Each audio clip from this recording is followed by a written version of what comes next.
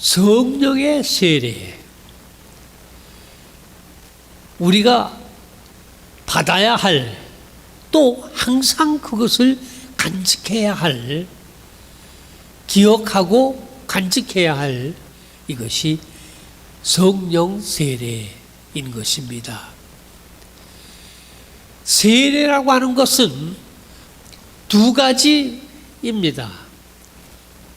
첫째는 물로 하는 세례입니다. 세례 요한이 베풀었던 세례가 이 물로 베푸는 세례이고, 오늘날 우리도 물로 세례를 베풉니다. 이것은 회개의 세례입니다. 두 번째로 성령의 세례, 물로 세례받는 그것은 한 번으로 한 번에 단 한 번만 하는 겁니다. 세례를 두 번, 세 번 받는 게 아니에요. 한 번 받는 겁니다. 죄를 회개하는 것이에요. 성령의 세례라고 하는 것은 예배와 기도를 통해서 우리가 받는 성령의 세례인데, 이것은 지속적인 겁니다. 계속해서 받아야 하는 그것이 우리가 그 성령의 세례라고 하는 것입니다. 그래서 성령 세례는 계속해서 지속적으로 우리가 받고 간직하고 유지해야 하는 것입니다. 세례는 죄를 씻고 새로운 사람이 되게 하는 그런 의미를 가지는 것인데, 이 죄와 죽음, 이것은 성경에 있는 말씀인데 질문에서부터 시작한 겁니다. 무슨 질문이냐? 어린아이가 할아버지가 돌아가셔서 장례식을 치루었습니다. 어린아이가 아버지에게 물어봅니다. 아버지, 왜 사람은 죽어야 합니까? 거기에 대한 대답이 성경에 있는 겁니다. 왜 죽느냐? 죄로 인하여 죽는다고 성경이 대답을 합니다. 모든 인간은 태어나면서부터 원죄라고 하는 것을 가졌다. 이것은 그 성 어거스틴이라고 하는 교부가 만드는 그런 교리입니다. 원죄를 믿든지 안 믿든지 간에 질문은 여전히 인간은 왜 죽어야 하느냐? 성경의 대답대로 죄 때문에 사람은 죽어야 한다 하면 그 죄를 씻어야 하는데, 세례가 그 죄를 씻는 역할을 합니다. 그래서 죄라고 하는 것은 뭐냐 하면 그 그리크어로 함마르티아라고 하는 말입니다. 이 함마르티아라고 하는 말은 화살을 쏘았는데 표적에서 빗나간 거를 함마르티아라고 합니다. 죄가 그런 그 의미를 가지고 있는 것입니다. 본래 인간은 죽음을 위해서 태어난 게 아니에요. 죽으라고 하나님이 인간을 창조하신 게 아닙니다. 하나님은 인간을 영생하도록 살도록 창조하셨는데, 인간들이 그 표적을 빗나가게 죄를 지었다, 그런 겁니다. 그러니까 죄를 씻는 거, 이게 이제 물로 베푸는 세례의 의미인데, 궁극적인 목적은 죽음으로부터 구원을 얻는 것입니다. 죄의 결과가 죽음이다. 죄 때문에 사람이 죽는 거다. 이렇게 얘기하는 것은 결국은 죄 그 다음에 죽음이 문제인 겁니다. 죽음으로부터 구원을 받지 못한다고 할 것 같으면은 아무리 죄 없이, 예? 어린 아기는 태어나서 죄를 모릅니다. 그런데 죽음은 어떻게 되는 겁니까? 제가 항상 그 의문을 가지고서 했던 것이 뭐냐 하면, 제가 그 우리나라의 한학자들 중에 퇴계 선생과 율곡 선생을 존경합니다. 근데 그분들은 예수님을 모르는 거예요. 예수님을 만난 적도 없고 들어본 적도 없고 전혀 예수님을 모르는데 그분들은 의롭게 사셨어요. 죄가 없어요. 정직하게 일생을 살았습니다. 많은 지혜자들이 있는데 예수님을 몰라요. 그러면 그들은 어떻게 될 것입니까?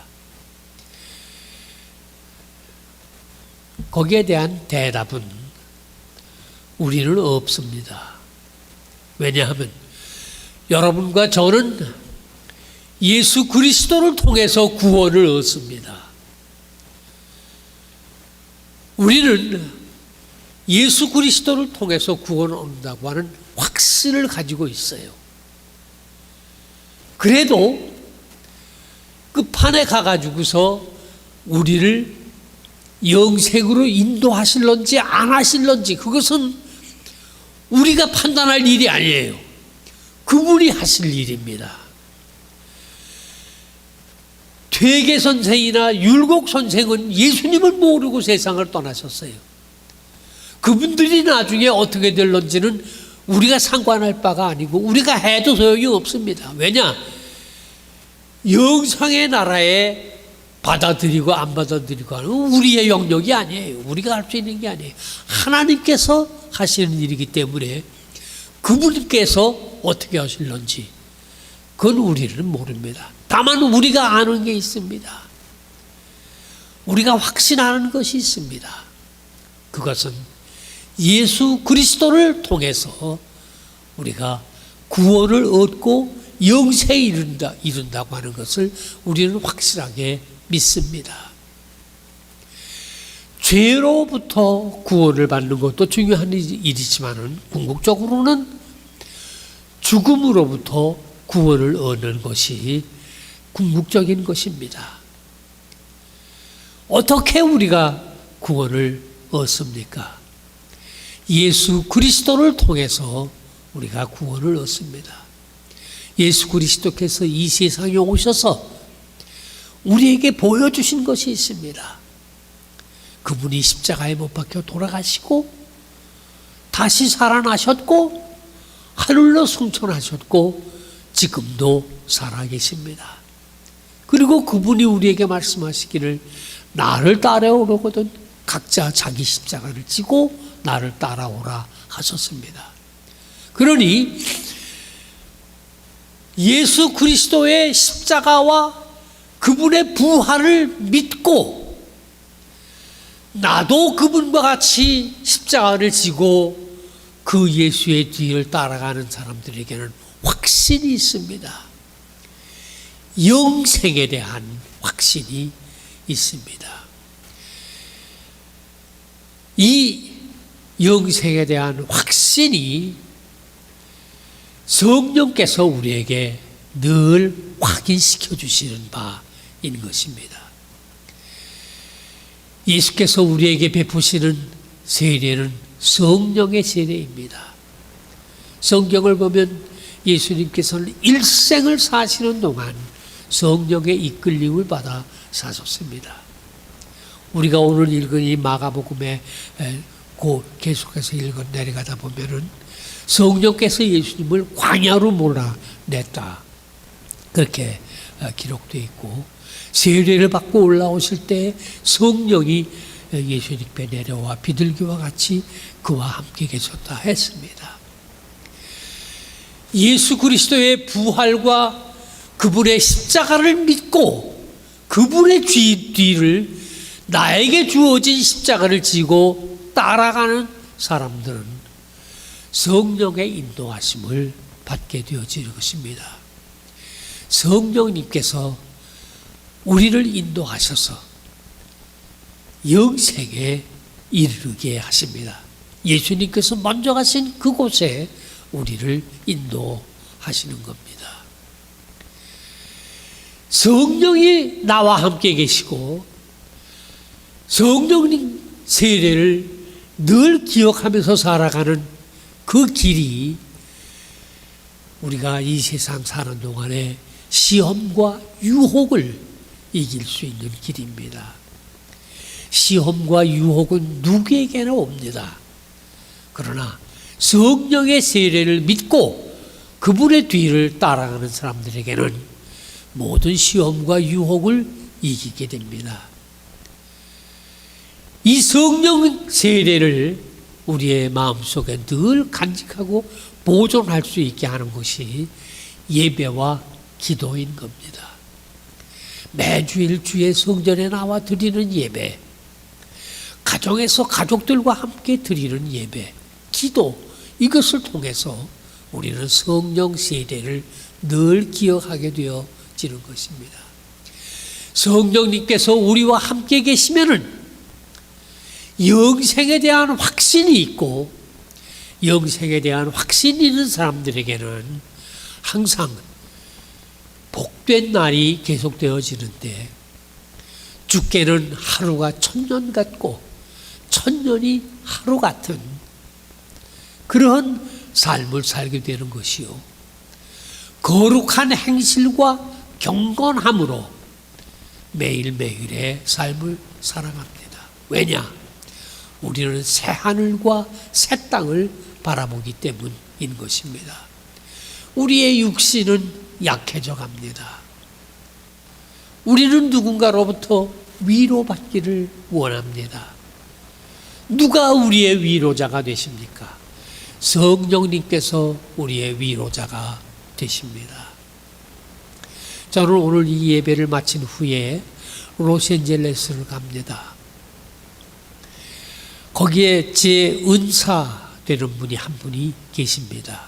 백운예 권사님이라고 하는 분이신데, 제가 일평생을 두고 고맙게 생각하는 분이에요. 제가 신학교 다닐 때 참 그때 가난했습니다. 그 뭐 말로 다 할 수 없이 가난했어요. 근데 이 백 선생님, 그 남편 되는 분이 최정도 장로라고 이미 세상을 떠나셨습니다마는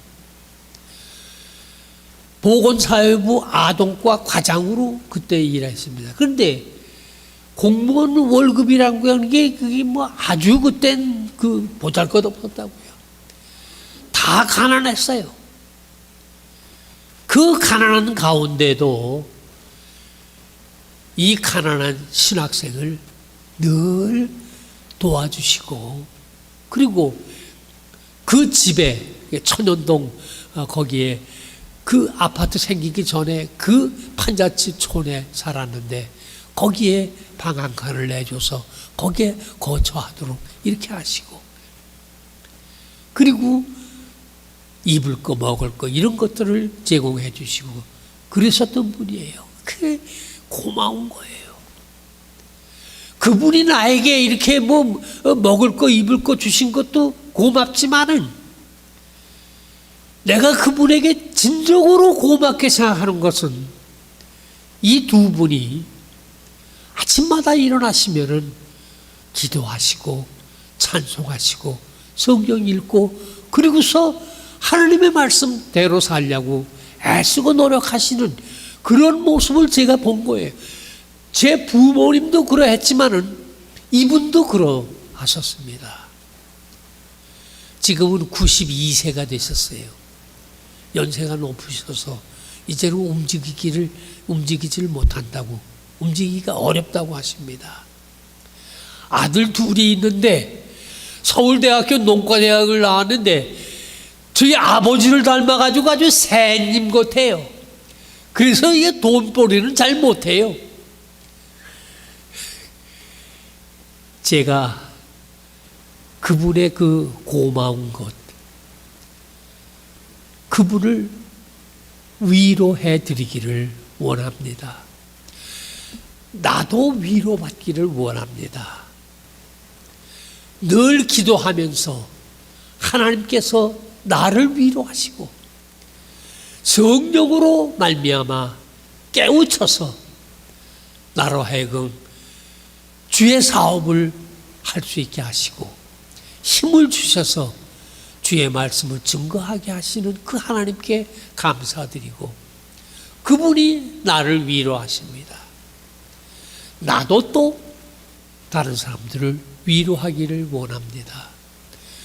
성도들을 위로하기를 원합니다. 우리 교회에서 이제 카톡에 이제 해서 이제 권사님도 카톡에 들어오셨는데 잘하셨다고요. 카톡을 통해 가지고서 성도들이 서로 이렇게 그 대화하고 이렇게 하는 그것 아주 보기 아름다운 겁니다. 위로하고 격려하고 사랑의 말을 나누는 것, 이것이 성령이 계시기 때문에 그런 거예요. 우리 교회 안에서나 카톡을 통해서나 어디서나 절대로 남을 비방하거나 아픈 말을 하거나 다른 사람을 쏘아붙이거나 이런 말은 절대로 허용할 수가 없는 겁니다. 오직 우리는 성령의 세례를 받은 사람들로서 성령의 충만함을 받은 성도들로서 우리는 오직 위로하는 겁니다. 격려하는 겁니다. 위에서 기도하는 겁니다. 이렇게 사는 것이 우리가 살고 있는 이 세상 속에서 교회의 아름다운 모습을 보이는 겁니다. 여러분, 제가 항상 말씀드리거니와 프레스로 한인연합감리교회가 비록 숫자는 적지만은 성령의 인도와 하심을 받아 하나님의 말씀 가운데서 서로 사랑하고 서로 격려하고 서로 위로하는 이러한 성령의 공동체가 되어질 때에 사람들은 찾아올 겁니다. 기다리면 오게 돼 있습니다. 사랑하는 성도 여러분, 주님 앞에 나올 때마다 우리 주님께로부터 위로를 받고 돌아가시는 여러분 되시기를 바랍니다.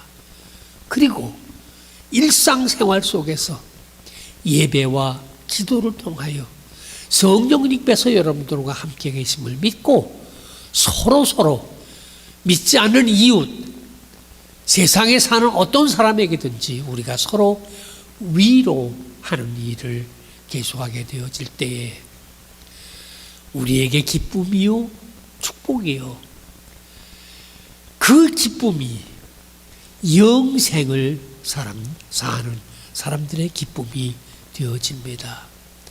오늘 우리 석집사님께서 봉독해 주신 이사야서의 말씀에 너희는 위로하라.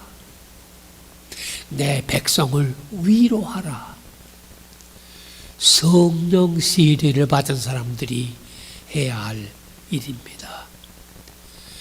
온 성도가 다 성령의 충만함을 받으시기를 바라고 성령에 충만하여 서로 위로하고 또 위로받고 영생의 소망을 가지고 오늘의 즐거움 속에서 날마다 사는 귀한 성도들 되시기를 주님의 이름으로 축원합니다.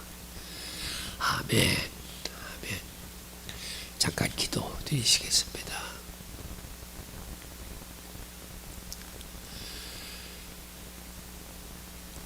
우리를 사랑하시고 우리를 위로하시고 우리를 구원하신 여호와 아버지 하나님, 죄와 죽음 가운데 살던 저희들을 건지셔서 영원한 생명을 주시고 그 기쁨을 알게 하신 우리 주님, 우리가 살고 있는 이 세상 속에 아직도 이 복음을 듣지 못한 사람들, 예수 그리스도를 알지 못하며 영생의 즐거움을 모르는 사람들이 있습니다. 비옵나니 우리 모두에게 용기와 지혜와 힘을 허락해 주셔서 나아가 저들에게 참 사는 인생의 기쁨, 성령의 축복과 성령의 기쁨을 나누어 주고 전파할 수 있는 능력을 우리 모두에게 허락해 주시옵소서.